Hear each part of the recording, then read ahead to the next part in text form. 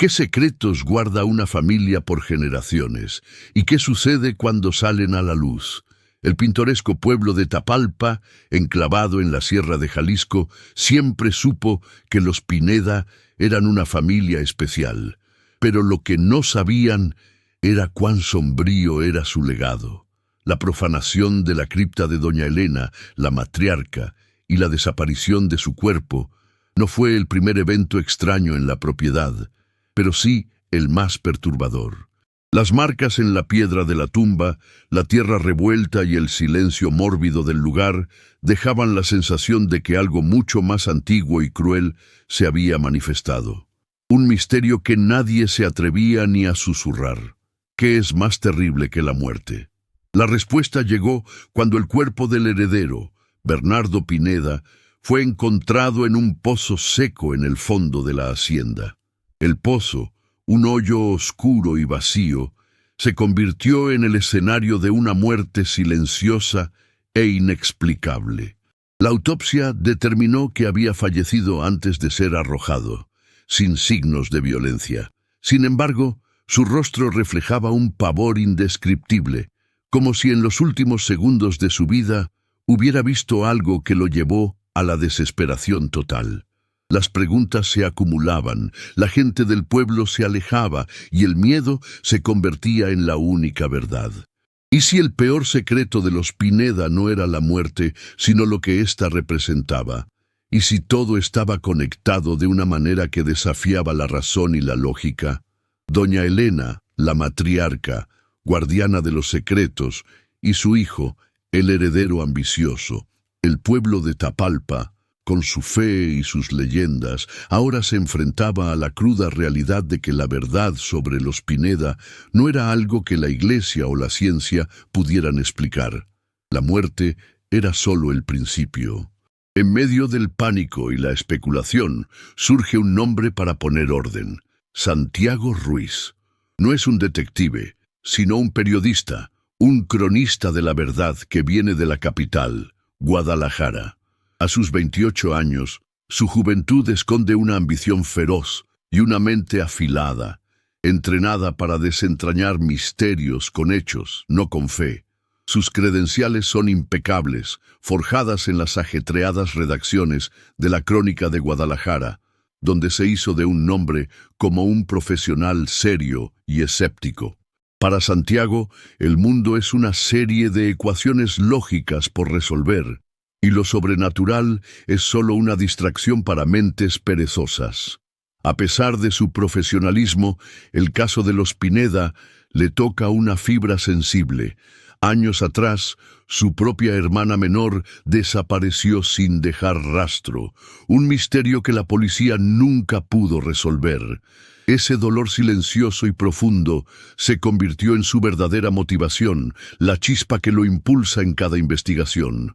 Él no busca solo la verdad sobre los Pineda, sino una especie de redención para sí mismo, una oportunidad de encontrar lo que perdió hace tanto tiempo.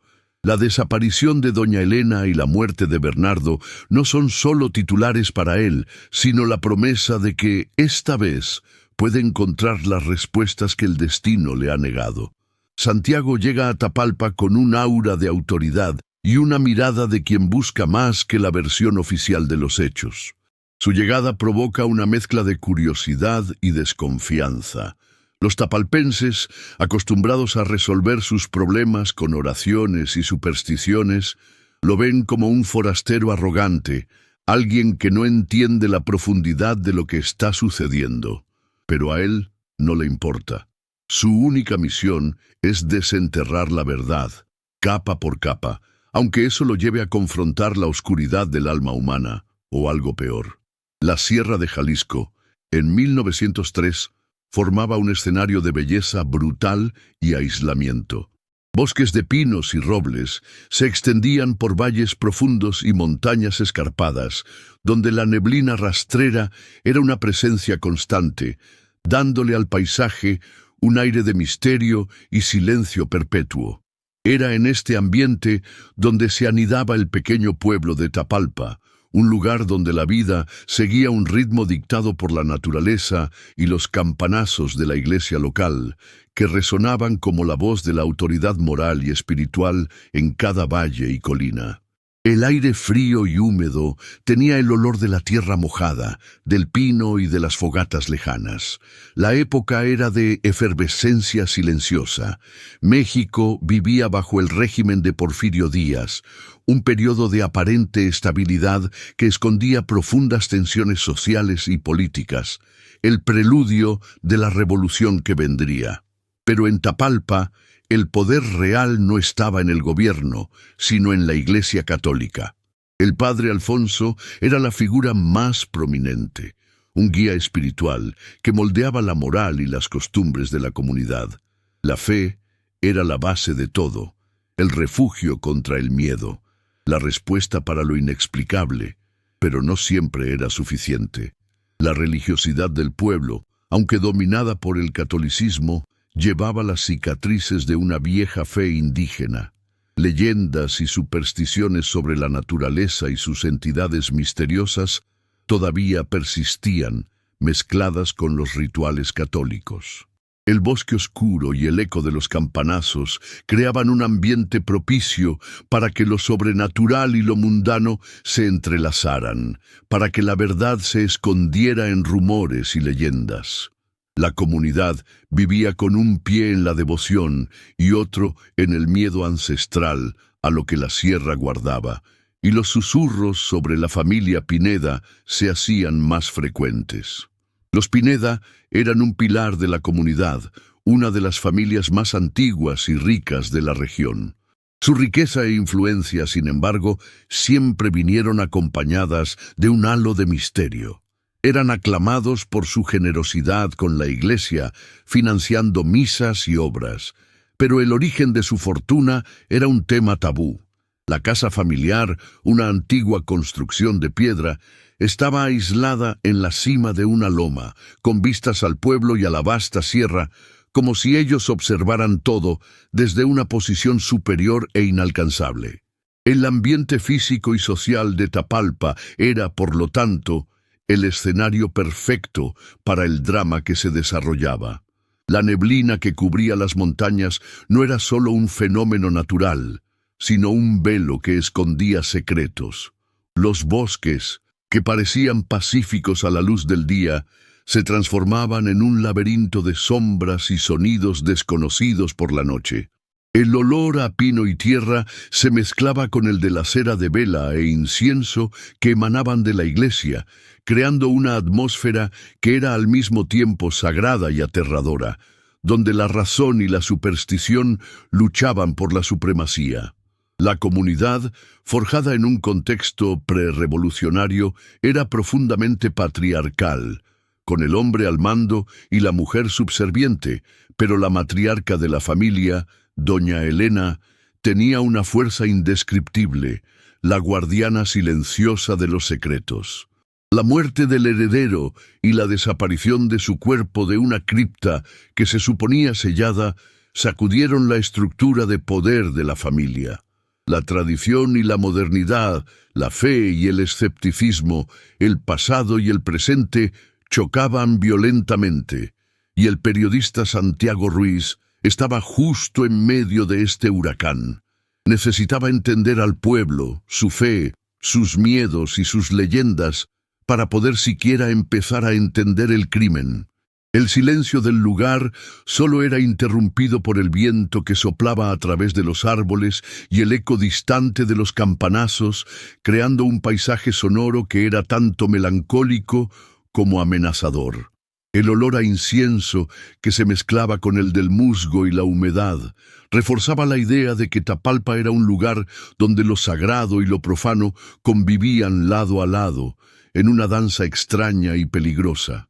Santiago percibía, con cada paso que daba en la tierra húmeda, que la solución del caso no estaría en un periódico de la ciudad, sino en las leyendas susurradas por los habitantes, en las voces que el bosque hacía eco. El contraste entre la belleza natural y el terror que se instalaba era palpable. El pueblo de Tapalpa, con sus casas de adobe y tejas de barro, parecía un refugio de paz, pero lo que se escondía en las sombras de los bosques y en los corazones de sus habitantes era algo mucho más complejo. El aire de aislamiento creaba un ambiente donde los secretos podían prosperar, lejos de los ojos curiosos de la civilización. Las supersticiones locales, antes vistas como historias de viejas, ahora cobraban un peso siniestro, especialmente con la muerte de Bernardo y la desaparición del cuerpo de su madre. El misterio de los Pineda era el espejo de una comunidad que vivía con un pie en el pasado y otro en el presente. La topografía montañosa de Jalisco, con sus picos y valles, no era solo una característica geográfica, sino un símbolo de la naturaleza del caso que Santiago Ruiz estaba a punto de enfrentar. Una investigación con sus altibajos, con revelaciones y callejones sin salida, con la luz de la razón y la oscuridad de la fe ciega. Los tapalpenses, acostumbrados a un modo de vida simple y guiado por la fe, veían en el crimen una manifestación del mal, algo que requería más que la lógica de un periodista. Y era en este choque de visiones del mundo donde la historia de la familia Pineda se iba a contar. El aire en Tapalpa parecía más pesado de lo normal, y el silencio del pueblo estaba cargado de rumores. Santiago, consciente de que la verdad se escondía en las sombras de las historias no contadas, inició sus investigaciones en la iglesia local, el centro de la vida comunitaria. Fue allí donde tuvo su primer encuentro con el padre Alfonso, el sacerdote de 60 años, un hombre con arrugas profundas en el rostro que parecían contar historias de 1000 inviernos. El padre Alfonso, al principio, se mostró evasivo, tratando de desviar la conversación hacia el lado espiritual del problema. Para él, la muerte de Bernardo y la desaparición de doña Elena eran cuestiones de fe, no de crimen. Santiago, con su postura escéptica e insistente, presionó al padre sobre la familia Pineda. El padre Alfonso, con los ojos fijos en un crucifijo en la pared, se resistió a dar detalles sobre la familia. Sin embargo, mencionó, con una voz baja y dubitativa, la devoción inusual de doña Elena, quien frecuentemente financiaba misas de expiación y ofrendas para mantener la paz en la propiedad. Insistió en que era un acto de caridad, pero Santiago notó el miedo en su voz, la forma en que evitaba el contacto visual. El padre reveló que en su lecho de muerte, doña Elena le había pedido que continuara con las misas, diciendo que la deuda debe ser pagada. La siguiente parada de Santiago fue la propiedad de los Pineda. Allí conoció a la viuda de Bernardo, María Pineda. La joven, de 25 años, estaba visiblemente asustada y recluida. Sus ojos, grandes y llenos de lágrimas, parecían ver más allá de la realidad. María, embarazada y con miedo, le susurró a Santiago que la casa estaba embrujada. Contó que veía a su marido por las noches, una figura pálida y silenciosa que la observaba de lejos. Creía que la maldición de los Pineda se había manifestado y que su hijo, el último de la estirpe, estaba en peligro. María reveló que su marido, Bernardo, estaba obsesionado con la historia familiar y con el origen de su fortuna.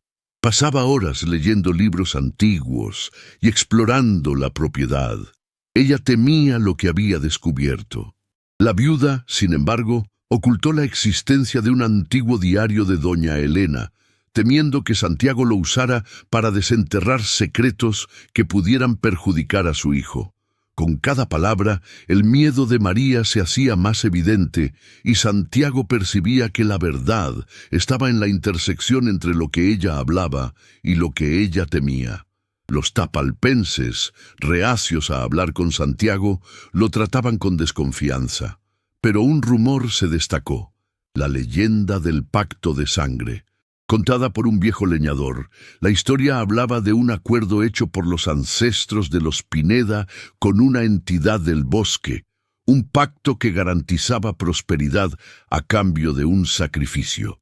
El leñador, con la voz ronca y temblorosa, describió a la entidad como un ser antiguo que vivía en las profundidades de la sierra, y el pozo en la propiedad de los Pineda sería la prueba del pacto. La leyenda, que parecía una fantasía, comenzaba a cobrar un tono más siniestro. El anciano, por fin, admitió que los Pineda eran vistos con una mezcla de respeto y temor. La gente creía que su prosperidad era fruto de un acuerdo con fuerzas que no debían ser perturbadas. El pozo para ellos no era solo un hoyo en la tierra, sino un portal de la deuda. A cada generación, la entidad exigía algo y la familia, a cambio de su poder y riqueza, cumplía. Ahora, con la muerte de Bernardo y la desaparición del cuerpo de la matriarca, los tapalpenses temían que la deuda había sido irrespetada y la entidad del bosque estaba cobrando. Estas primeras investigaciones y testimonios, aunque llenos de superstición y rumores, sirvieron para profundizar el misterio. Santiago, el escéptico, veía en las palabras del padre y del leñador solo el reflejo del miedo de una comunidad aislada. La verdad, él creía, estaba en los hechos. Pero el dolor y el pavor de María, la viuda, lo afectaron de una manera que no esperaba. La vulnerabilidad de ella, la preocupación por el hijo que aún no había nacido, lo hizo conectar con su propio dolor y su propia pérdida. El caso, para él, se convertía en algo más que un reportaje. Historias como esta nos recuerdan que la verdad puede estar más cerca de lo que imaginamos. Y es por eso que cada hallazgo importa. Si quieres estar al tanto de las próximas revelaciones, suscríbete. A propósito, cuéntanos, ¿de dónde nos acompañas en esta búsqueda por los secretos del pasado? La investigación de Santiago siguió adentrándose en el ambiente nebuloso de Tapalpa, mezclando la visión racional del periodista con el terror ancestral de la comunidad. Se dio cuenta de que, para resolver el caso, no bastaba con entrevistar a la gente. Era necesario entender la esencia del pueblo, sus miedos, sus leyendas, sus creencias. La clave del misterio estaba escondida no en un crimen, sino en un secreto familiar que se había vuelto más grande que la vida, un secreto que ahora amenazaba el futuro. A cada paso, Santiago sentía que se acercaba a la verdad, pero también se hundía en algo que desafiaba todas sus creencias. Necesitaba volver a confrontar al padre Alfonso. La conversación inicial del padre no parecía tan inocente. El modo en que describió la devoción de doña Elena, la forma en que desvió la conversación, todo indicaba que el sacerdote sabía más de lo que estaba diciendo. Él era la fuente de autoridad religiosa y moral, pero también el guardián de los secretos más oscuros de la comunidad. Santiago necesitaba presionar al padre, usar su escepticismo como arma para desmantelar las excusas y las evasiones. Tenía que ir más allá de las misas y las oraciones y desenterrar la verdad que se escondía debajo de la fe. Con María, la viuda, sintió una conexión extraña, una identificación con su dolor. La historia de la desaparición de su hermana resonaba en la historia del marido de María. Ella era el eslabón más débil de la cadena, la única que parecía dispuesta a hablar, aunque con miedo. Su visión del marido, el pavor en sus ojos, no podía ser simplemente descartado como superstición. Santiago, el escéptico, empezaba a cuestionarse. ¿Y si había algo más que un crimen, algo que desafiaba la razón? La conversación con el leñador sobre el pacto de sangre y el portal de la deuda lo hizo repensar el pozo. No era solo un hoyo seco, sino un lugar con un significado místico. ¿Por qué Bernardo, el heredero ambicioso, fue encontrado allí y no en otro lugar? ¿Por qué la autopsia no reveló la causa de la muerte, solo un pavor inexplicable? Las preguntas se multiplicaban y Santiago se sentía cada vez más inmerso en la telaraña de mentiras, secretos y leyendas que formaban el misterio de la familia Pineda. Los oscuros bosques de Tapalpa parecían contener la respiración, y la neblina rastrera se convirtió en un testigo silencioso del terror que se instalaba. Santiago, cada vez más inmerso en el misterio, volvió a la propiedad Pineda, ahora con la intención de encontrar evidencias concretas. En un rincón olvidado del escritorio de Bernardo, localizó una caja de madera escondida bajo un piso suelto. Dentro estaba el diario de doña Elena, encuadernado en cuero envejecido, con las páginas amarillentas llenas de símbolos y escritos cifrados. Santiago reconoció el lenguaje como una mezcla de latín y símbolos indígenas, un código que solo una mente entrenada podría descifrar. El diario, que María Pineda había temido que fuera descubierto, se convertía en la primera pieza real del rompecabezas. Junto al diario, Santiago encontró un amuleto extraño, una luna negra tallada en una piedra fría, con runas grabadas en la superficie. El mismo amuleto que la autopsia reveló haber sido encontrado en el bolsillo de Bernardo. La conexión era innegable. El objeto, que emanaba una energía fría y pesada, parecía ser la clave para el código del diario. Cada vez que Santiago lo sostenía, sentía un escalofrío recorrer su espina dorsal, una sensación de que estaba manipulando algo que pertenecía a un mundo mucho más antiguo que el suyo. El escepticismo del periodista empezaba a ser puesto a prueba. La tensión aumentó cuando Santiago, al examinar el diario con la ayuda de un lingüista de la capital, logró descifrar algunas de las entradas más recientes. Hablaban de un ritual de deuda, del portal bajo la tierra y de la sangre que sella el pacto. Doña Elena expresaba un miedo creciente a su hijo Bernardo, que según ella quería despertar lo que duerme. Las palabras del diario pintaban un cuadro aterrador. La matriarca se había dado cuenta de la peligrosa ambición de su hijo, que quería usar el poder de la entidad del bosque para aumentar la riqueza familiar sin importar las consecuencias. Al desentrañar más del código, Santiago encontró una mención a la estructura subterránea bajo el pozo, la misma que el leñador había descrito como el portal de la deuda. Doña Elena había escrito que ella y el padre Alfonso habían sellado la entrada al lugar, con el propósito de mantener a la entidad aprisionada. El pozo, para ella, era el centro de un pacto que ahora, amenazado por la ambición de su hijo, estaba a punto de romperse. El escepticismo de Santiago fue reemplazado por una curiosidad febril y un miedo creciente. Las evidencias lo llevaron a confrontar al padre Alfonso de nuevo. Esta vez, Santiago usó la información del diario como palanca.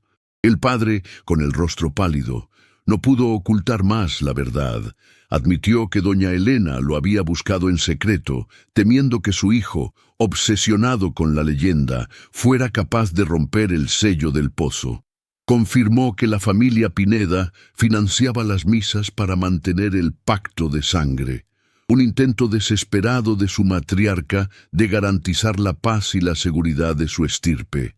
El padre, sin embargo, no reveló lo que la estructura subterránea realmente contenía. En un acto de desesperación, el padre reveló que él y doña Elena habían usado el dinero de la familia para pagar a trabajadores para sellar el pozo con piedras y cemento, disfrazando la estructura con la construcción de un muro alrededor.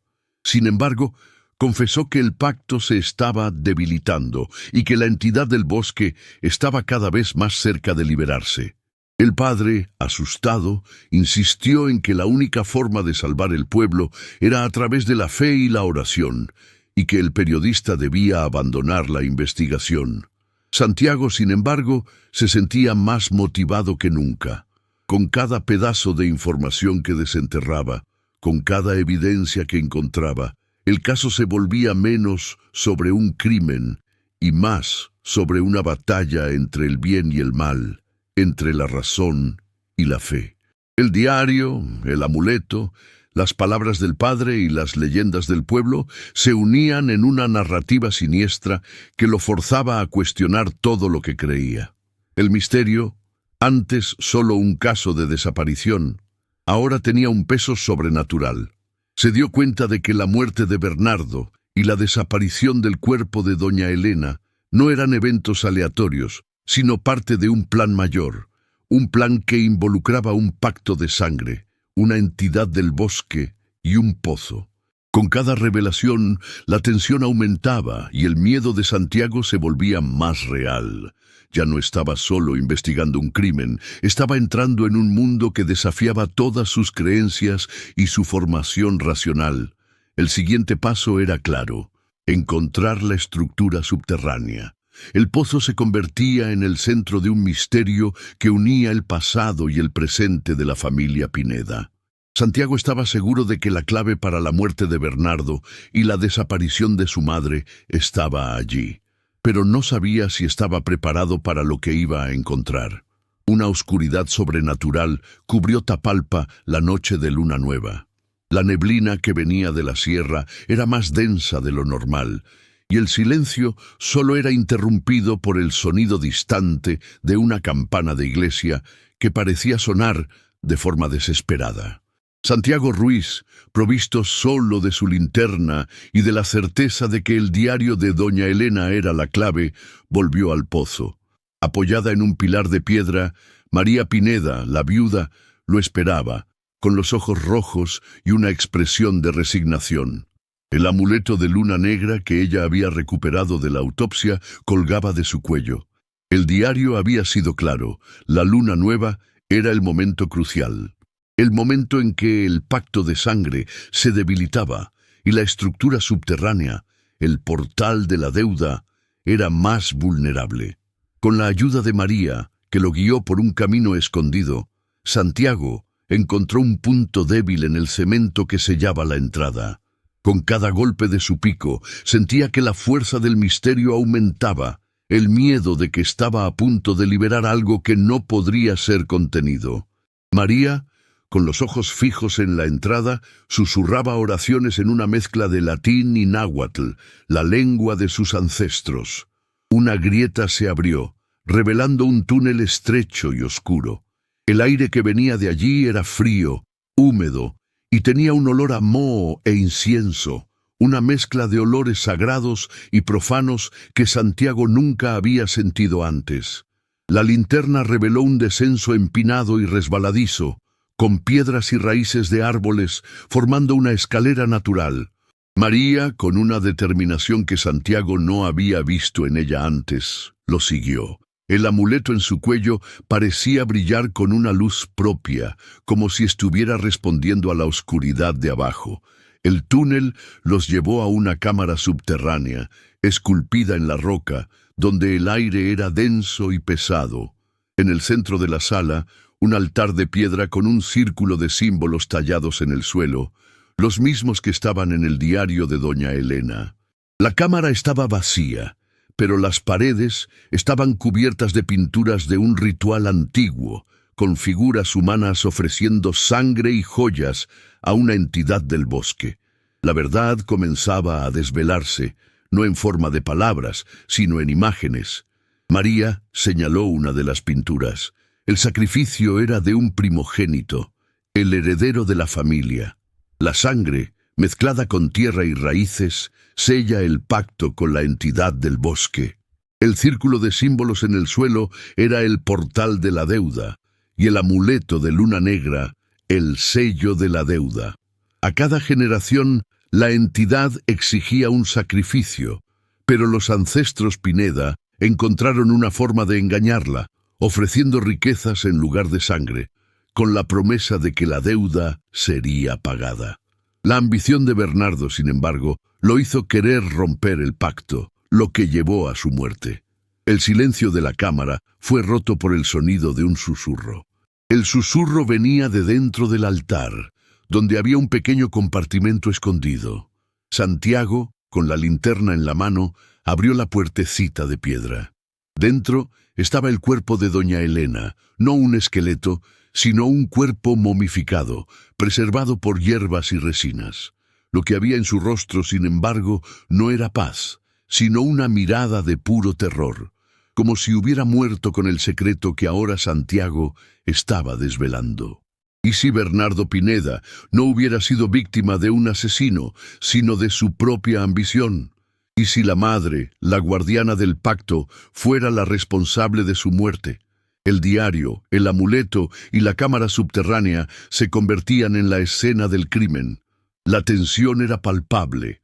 Santiago, con las manos temblorosas, se dio cuenta de que la verdad que buscaba era mucho más sombría de lo que podría haber imaginado. Se giró hacia María, que con las manos en el vientre, lloraba silenciosamente. El último heredero de la estirpe Pineda, su hijo, estaba en peligro. Doña Elena, la guardiana del pacto, murió para proteger a su familia, pero su hijo, Bernardo, en su ambición, quería liberar a la entidad del bosque. La muerte de Bernardo no fue un crimen, sino un acto desesperado de su madre para sellar la deuda y proteger la vida de su nieto.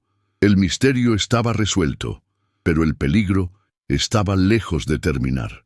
El pozo, en lugar de un aparente asesinato, se convirtió en el centro de una historia de sacrificio y redención. Lo que escondía no era un cuerpo, sino un portal a un mundo que el pueblo de Tapalpa, con su fe y sus leyendas, intentaba mantener dormido por generaciones. Con cada minuto que pasaba, el amuleto en el cuello de María Pineda parecía brillar con más fuerza, como si el poder de la entidad del bosque se estuviera volviendo más presente. La vida de su hijo, el futuro de su familia, dependía de lo que Santiago y María harían a continuación. La neblina afuera se volvía más densa, y el sonido del viento se transformaba en un susurro, una voz antigua que parecía venir de la propia tierra, de la propia entidad del bosque que esperaba. La cámara subterránea no era solo un lugar de sacrificio, sino un portal que estaba a punto de abrirse.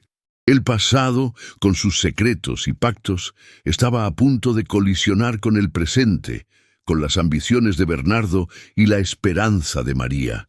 En silencio, Santiago y María emergieron del túnel, el terror del hallazgo aún fresco en sus mentes. La neblina de Tapalpa, que antes parecía un velo poético, ahora era un recordatorio físico del misterio que los rodeaba. La verdad impactante, grabada en las paredes de la cámara subterránea y susurrada por el diario de Doña Elena, no era sobre un asesinato, sino sobre un sacrificio. Bernardo, en su ambición descontrolada, planeaba romper el pacto de sangre, liberando a la entidad del bosque para obtener poder. Doña Elena, en un acto desesperado, lo mató para sellar la deuda y proteger la estirpe Pineda y al pueblo. El cuerpo de ella en la cámara no era una desaparición, sino una última medida de seguridad. Ella sabía que la ambición de su hijo era peligrosa, así que se convirtió en el último sacrificio, la última guardiana del sello. El amuleto en forma de luna negra que había dejado con Bernardo no era un regalo, sino una maldición, una forma de garantizar que él se quedara dormido en el pozo junto con la entidad que él quería despertar. Era una historia de amor maternal y sacrificio, mezclada con una crueldad desesperada. El periodista, que buscaba un crimen, encontró una tragedia. Al confrontar al padre Alfonso, Santiago lo encontró en la iglesia rezando fervientemente. El padre, con lágrimas en el rostro, confesó haber sido el cómplice de Doña Elena. Había bendecido el ritual, con la esperanza de que la fe pudiera sellar el pacto de forma permanente. Él creía que la iglesia, a través de misas de expiación y oraciones, era la única que podría contener el poder del mal. Pero la muerte de Bernardo y la desaparición del cuerpo de la matriarca le mostraron que la fe, por sí sola, no era suficiente. El padre había fallado en su misión de proteger al pueblo. Santiago, que había llegado a Tapalpa como un escéptico, ahora se veía en una encrucijada moral. Tenía la verdad, una verdad que, si se publicaba, sacudiría no solo al pueblo, sino a toda la fe y las creencias de una comunidad entera. Tenía la oportunidad de desenmascarar a la familia Pineda y al sacerdote. Pero, ¿a qué costo? La ambición profesional de Santiago chocaba con el dolor de María, y la responsabilidad de proteger la vida del último heredero de la familia. Él, que antes buscaba justicia, ahora buscaba redención. La decisión de Santiago fue la de un periodista que se había convertido en un guardián. No publicó la historia completa, sino un relato vago, sin detalles sobre la entidad, el pacto o la cámara subterránea. Preservó el secreto de los Pineda en respeto a doña Elena y en un acto de protección a María y a su hijo. Él, que había sido atormentado por la desaparición de su hermana, encontró en María y su bebé una nueva razón para creer, una razón para proteger la vida y la inocencia.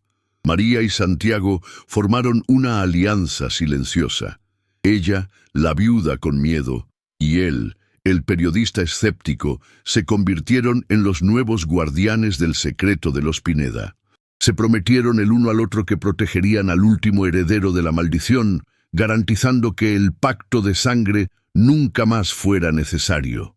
El pozo, la cámara subterránea y el amuleto fueron sellados de nuevo, esta vez con el conocimiento de Santiago y la fe de María. La deuda que antes era una maldición, ahora era una responsabilidad.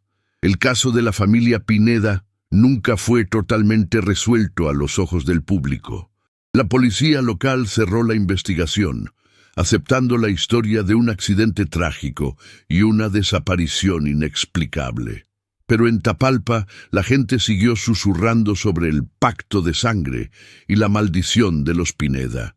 El miedo, que antes era solo un rumor, ahora se había convertido en una verdad silenciosa, un recordatorio del poder de la sierra y de la fragilidad de la fe.